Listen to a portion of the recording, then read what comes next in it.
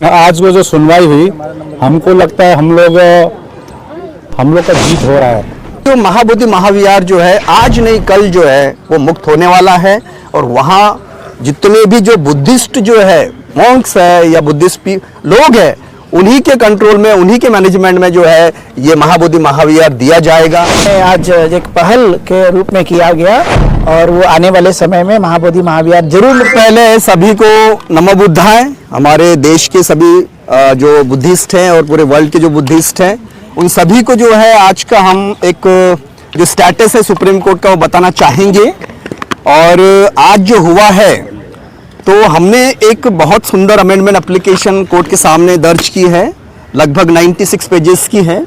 और उस amendment application में हमने कुछ प्रेयर क्लॉजेज जो है ऐड किए हैं, कुछ फैक्ट्स नए ऐड किए हैं, कुछ ग्राउंड्स ऐड किए हैं, कुछ डॉक्यूमेंट्स, कुछ एनेक्सर जो है नए हमने ऐड्स किए हैं, ताकि हमारी जो 2012 की जो पिटीशन है जो भंते सुरेश साई जी ने दाखिल की थी तो उसमें और जान आ सके, उसमें और प्राण आ सके, उसमें फोर्स आ सके। और उसमें जो है जो पॉइंट्स हमने जो रेस किए हैं तो वो बहुत ही अकाट्य है, यानी उसको क्रॉस करने योग्य जो है। कितने भी जो है बड़े से बड़े हमारी जो प्रतिद्वंदी हो, रिस्पोंडेंट्स हो, वो आ जाए और मिलकर जो है वो कोशिश भी करे तो मुझे लगता है कि वो पॉइंट जो है वो जीतने वाले हैं। और वो जो पॉइंट्स है वो है भगवान बुद्ध की देशना पर है और संविधान पर है, और साथ ही साथ जो है जो ऐतिहासिक रेफरेंसेस है, जो बहुत सारे बुक्स है और बहुत सारे जो पुराण है, उपनिषद है, वेद है, और जो उनकी जो कंसेप्ट है कि भगवान बुद्ध विष्णु के 90 अवतार है, उन सब का वो खंडन होता है।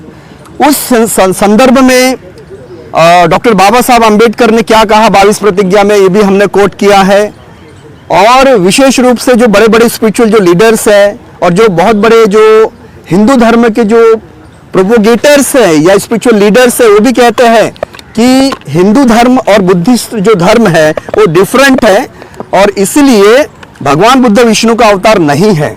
तो ये सारी जो कंट्रोवर्सी शुरू हुई है वो इसी पॉइंट पर शुरू हुई है कि महाबोधि महाविहार में वो जहाँ वो जो शैवियत जो मठ है और जहाँ पर मंथ जो है अपना डेरा डाले हुए हैं तो वो इसी कंसेप्ट के आधार पर है कि वहाँ वो भगवान बुद्ध विष्णु के 90 अवतार है। इसका हमने खंडन किया है। हमने कोर्ट को ये बताना चाहा है कि ये बोध गया टेम्पल एक्ट 1949, ये 1949 का एक्ट है, ये संविधान के पहले का है। और संविधान के पहले का होने की वजह से संविधान सुप्रीम है और संविधान का आर्टिकल 25 कहता है रिलीजियस फ्रीडम। वो कहता है कि फ्री कॉन्शियंस, हर एक जो रिलीजन माइनॉरिटी होती है, चाहे वो बुद्धिस्ट हो, चाहे वो क्रिश्चियन हो, पारसी हो, सिख हो, सभी को अपनी जो है माइनॉरिटी इंस्टीट्यूशन मिलती है, रिलीजियस इंस्टीट्यूशन मिलती है और 100% जो है उनके मेंबर्स वही होते हैं, ट्रस्टी वही होते हैं। तो ये पहली इस देश में ये पहली ऐसी जो है ट्रस्ट है जो जहाँ पर 4 बुद्धिस्ट है और 4 हिंदूज है और एक कलेक्टर है। पहले जो है वो कलेक्टर भी हिंदू हुआ करते थे। तो ये जो हिस्टोरिकल प्रमाण है कि भगवान बुद्ध वहाँ एनलाइटेंड हुए हैं और उसके पश्चात जो है सम्राट अशोक ने महाबोधि महाविहार बनाया है, तो वो इसी के जो है प्रतीक का रूप है कि भगवान बुद्ध वहाँ एनलाइटेंड हुए हैं और वो बुद्धिस्ट प्लेस है। और इसलिए जो प्यूरिटी में जो सैक्रेडनेस उसका होना चाहिए, जो पवित्रता जो होनी चाहिए उस जगह की, वो सिर्फ बुद्धिस्ट लोगों के लिए ही होना चाहिए। वहाँ पर ऑल ओवर वर्ल्ड के बुद्धिस्ट आते हैं, वो प्रार्थना करते हैं, वो चैंटिंग करते हैं, वो मेडिटेशन करते हैं। लेकिन बहुत दुख की बात है 300-400 सालों से जो है वहाँ पर एक अतिक्रमण हुआ है, एंक्रोचमेंट हुआ है। किसी महंत की वो प्रॉपर्टी नहीं है, वो वर्ल्ड हेरिटेज साइट जो डिक्लेयर हुआ है, यूनेस्को ने डिक्लेयर किया है और कोई टाइटल, कोई ओनरशिप जो है महंत का नहीं है। तो उन्होंने जो है धीरे धीरे जो है उस महाबोधि महाविहार में एंक्रोचमेंट किया है। ये हमने हमारे अमेंडमेंट एप्लीकेशन में हिस्टोरिकल रेफरेंसेस देकर बताया है। तो हमारा जो मेन पर्पस है, अभी हमारा मेन पर्पस ये है कि बोध गया टेम्पल एक्ट रद्द हो। दूसरा जो है हमारी प्रेयर है वो अमेंडमेंट में कि सारा जो कंट्रोल है, मैनेजमेंट है, जो रिलीजियस प्रैक्टिस है वो बुद्धिस्ट की हो। तीसरा जो है हमने यहाँ पर ये प्रेयर किया हुआ है अमेंडमेंट में कि अतिक्रमण, एंक्रोचमेंट जो भी प्रीमाइसेस में है, जो भी मठ है, जो भी प्रीमाइसेस में जो भी आइडियल्स है, उन सबके लिए जिस प्रकार इसी माननीय सुप्रीम कोर्ट ने अयोध्या केस में राम मंदिर के लिए आस्था के ग्राउंड पर जगह दी वो अपने मुस्लिम बांधवों को, उसी प्रकार से हमारी एक प्रेयर ये है कि on the ground of parity, equality before law, वही हमारा आस्था का विषय है। और सेंचुरीज टू सेंचुरीज जो है वहां महाबोधि महाविहार में बुद्धिस्ट जो है वर्शिप हो रही है, इस बात का प्रमाण है। और उसी आस्था के ग्राउंड पर जो है हमने ये प्रेयर की है कि राम जन्मभूमि की जो रेशियो है आस्था का, वो यहाँ पर अप्लाई किया जाए और ये बुद्धिस्ट प्लेस जो है ये सैक्रेड रखा जाए, उसमें एंक्रोचमेंट ना हुआ जाए, और जो मठ वहाँ पर है या जो महंत है उनको कोई अलग जगह दी जाए मंदिर के लिए, ये हमारी ऐसी प्रार्थना है। और हमने जो है इस पर बहुत सारे एविडेंसेस दिए हैं, बहुत सारे जो हमारे डॉक्यूमेंट्स हैं, और वो डॉक्यूमेंट जो है हमारा कहना नहीं है, वो हिस्ट्री कहती है। अगर सर अलेक्जेंडर कनिंघम की अगर रिपोर्ट कह रही है, जिन्होंने एक्सकवेशन किया है महाबोधि महाविहार का, अगर वो ये रिपोर्ट कहती है कि वहां पर जो है कोई महंत का अस्तित्व नहीं है, वहां कोई शिवलिंग नहीं है, वहां कुछ नहीं उस समय, तो इसका मतलब ये है कि हिस्ट्री जो है वो बता रही है।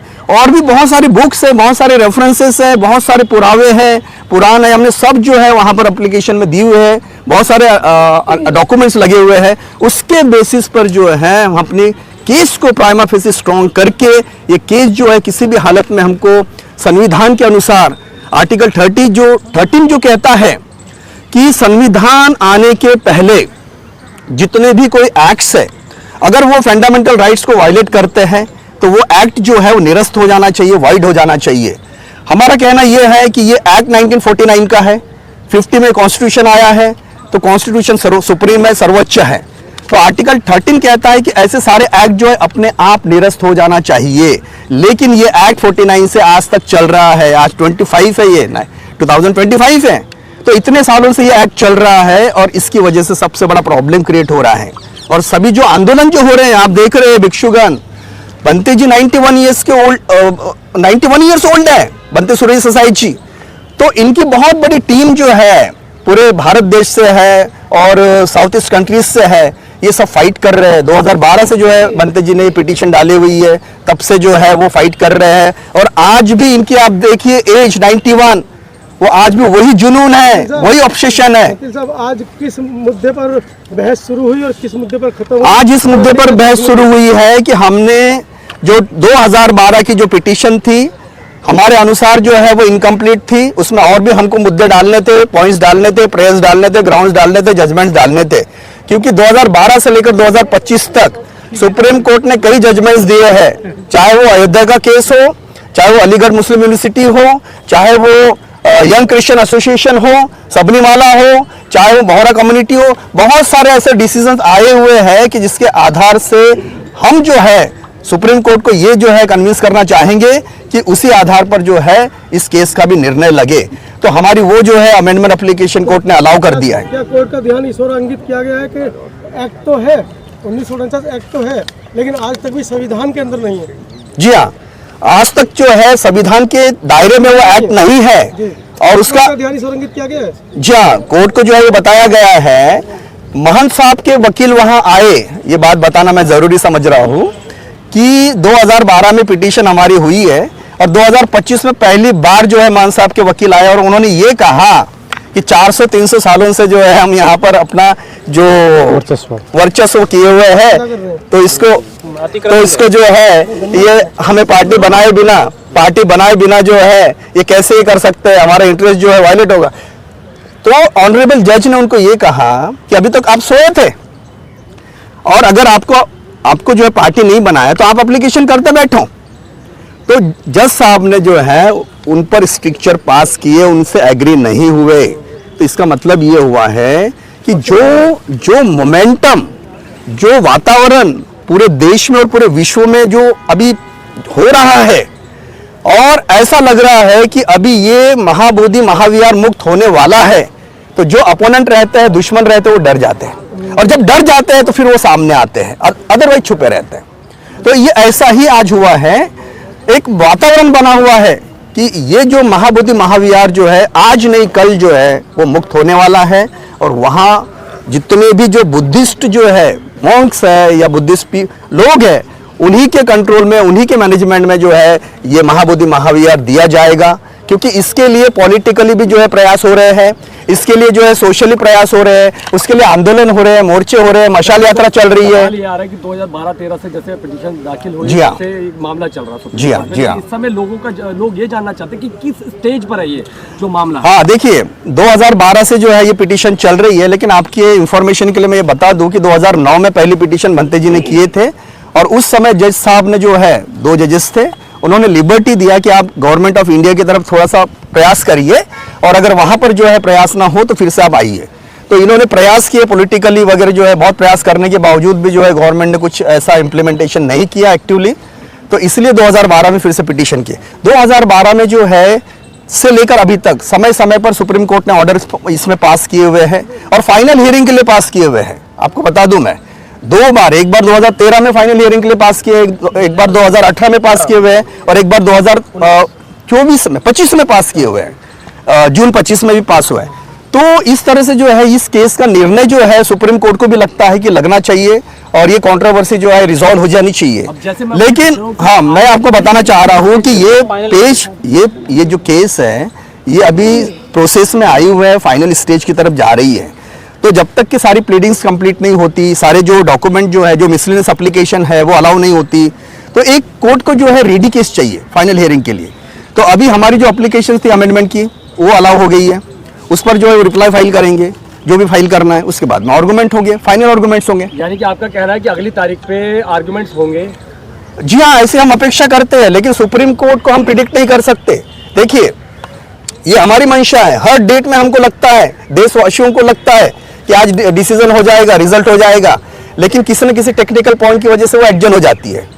तो फिलहाल जो है हम ये कहना चाह रहे हैं कि हम बहुत ही जो है नजदीक पहुंच रहे हैं फाइनल हियरिंग के। अब एक और सवाल है कि लोगों को लगता है कि राजनीतिक रूप से दबाव बनाकर भी कुछ नहीं हो रहा, क्योंकि सबकी आंखें डुगडुगी लगाए सुप्रीम कोर्ट पर टिकी है, लेकिन सुप्रीम कोर्ट से कब तक न्याय मिलने की संभावना? आप एक लॉयर हैं और इस केस को बखूबी जानते हैं, तो अनुमान क्या है कि कब तक यानी फैसला कुछ आने के ये अनुमान जो है मैं अपना पर्सनल अनुमान आपको बता सकता हूँ, क्योंकि सभी लाखों करोड़ों की तरफ से तो नहीं बता सकता, लेकिन जो मुझे ऐसा लगता है कि जो थोड़े से जो फॉर्मेलिटीज जो बची हुई है, जो प्लीडिंग्स कंप्लीट होनी बाकी है, तो वो जो 1-2 डेट्स में हो सकती है आने वाले। और आज जो सबसे बड़ा काम हुआ है वो अमेंडमेंट एप्लीकेशन अलाउ होने की वजह से हमारे पिटीशन में बहुत जो है मजबूती आ गई है। तो इस पर उनका रिप्लाई आएगा, ये स्टेज के लिए शायद एक डेट मिल सकती है। तो मुझे ऐसा लगता है कि अभी 2026 तक इसमें फाइनल डिसीजन हो सकता है। तो मैं ये नहीं बोलना चाह रहा हूँ कि वो मार्च में होगा, कि अप्रैल में होगा, कि मई में होगा, कब होगा, लेकिन 2026 जो है ये डेडलाइन समझो। अच्छा, लगभग कितने अंतराल की डेट मिल रही है? 4 महीने की, 2 महीने की? देखिए, अंतराल तो हम बहुत कम ले रहे हैं, क्योंकि हम सभी को बहुत जल्दबाजी है, जल्दबाजी इन द सेंस बहुत पेशेंस रखे हैं, और इतने सालों से जो है सब पेशेंस धैर्य रखे हुए हैं। तो हमको लगता है कि 1-1 महीने की डेट मिलनी चाहिए। कभी कभी जो हम ये भी कोशिश करते हैं कि 15 दिन की डेट मिले। तो ये सब डिपेंड करता है कोर्ट के कन्वीनियंस पर। अच्छा, आपको नहीं लगता कि ऐसे जो मामले हैं जो कई सालों से पेचीदा पड़े हुए हैं, इन्हें फास्ट ट्रैक पे चलाना चाहिए? हमें लगता ही ऐसा है। आपने बहुत सुंदर सवाल पूछा कि चीफ जस्टिस जो होते हैं माननीय, वो कैप्टन मास्टर ऑफ रोस्टर होते हैं। तो ये सजेशन तो नहीं है, लेकिन एक आम जो है जनता, उनकी ये मंशा है कि जो हाई लेवल के जो प्रेफरेंशियल केसेस होते हैं, सेंसिटिव केसेस होते हैं, उनको प्राधान्य देना चाहिए, उनको प्रेफरेंस देना चाहिए। तो ये जो केस है ये बहुत ही प्रेफरेंशियल केस है, हाई लेवल की केस है, और इसमें जो है बुद्धिस्ट कम्युनिटी के जो सेंटिमेंट्स से जुड़े हुए हैं। तो मुझे ऐसा लगता है कि सुप्रीम कोर्ट ने इसको प्राधान्य देना चाहिए, और इसको जल्दी से जल्दी इसका जो सोल्यूशन है वो रिजॉल्व करना चाहिए, सॉल्व करना चाहिए। अगली तारीख अभी जैसे ही ऑर्डर आएगा, हमने पूछा है, जैसे ऑर्डर आएगा तो उस ऑर्डर में वो मेंशन रहेगी। बहुत बहुत धन्यवाद। लेकिन आज वो जो सुनवाई हुई, हमको लगता है हम लोग का जीत हो रहा है, क्योंकि जो अंदर बैठ के जो पता चला कि सत्य की जीत हो रही है। मैं बारंबार यही बोलता हूँ, तो जीत काफी दूर नहीं है, जीत काफी दूर नहीं है। मैं अंदर बैठ के देखा, और आपको और एक बताऊं, जो बिहार में जो इलेक्शन हो रहा है, इतिहास में कभी भी कोई मेजर पॉलिटिकल पार्टी ने मैनिफेस्टो में महाबोधि के बारे में डाला नहीं था। इस बार महाबोधि का बारे में इंडिया गठबंधन ने डाला है, ये भी हमारी पॉजिटिव संकेत है।